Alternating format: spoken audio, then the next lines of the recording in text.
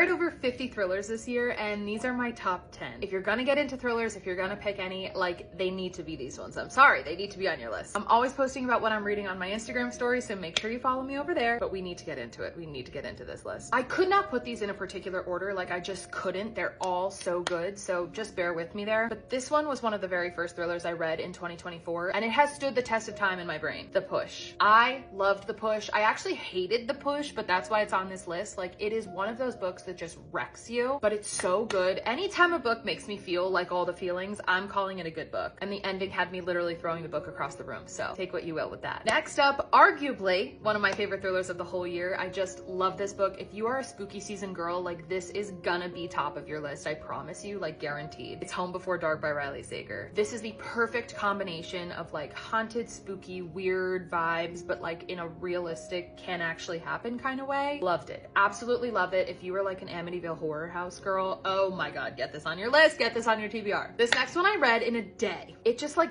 wrapped me up and captivated me the entire time. I also have found out that I am a lover of this particular author. This is now like the second book that I've read by her that I'm just obsessed with, but Jar of Hearts was definitely one of my favorite thrillers I read in 2024. I will say, I'm having a little bit of a hard time recalling like all of the nitty-gritty details. I read it months and months and months ago. That's not unusual for me. I think it maybe just is that I blew through it so fast, but I ate this book up. Like, still absolutely read it. You will love it. Next book on this list, wrecked me. Absolutely wrecked me, but again, 5 stars because it did so much to me. Saving Noah. I have never read a book like this before in my life. Like, there's so much going on in this book. It makes you think about so many things in so many different ways. It's horrifying, it's disturbing, it's sad, it's heartbreaking, it's twisty, all of the things, and it just absolutely hits at the end. Like, 5 stars. I don't know, just wow to this book. Next up is Ask for Andrea. I loved this book. This one was on my TBR for far too long this year. I was just putting it off. I don't even know why, but this is another one that blends like spooky, creepy, ghosty with very, very realistic and very heavy hitting and just so good. This one's scary in a real way. Like, if you're a female in America, this one is scary for you because this sort of stuff can actually happen. I don't have to tell you that, but it's done so well. It's so interesting. The ending is perfect, and like,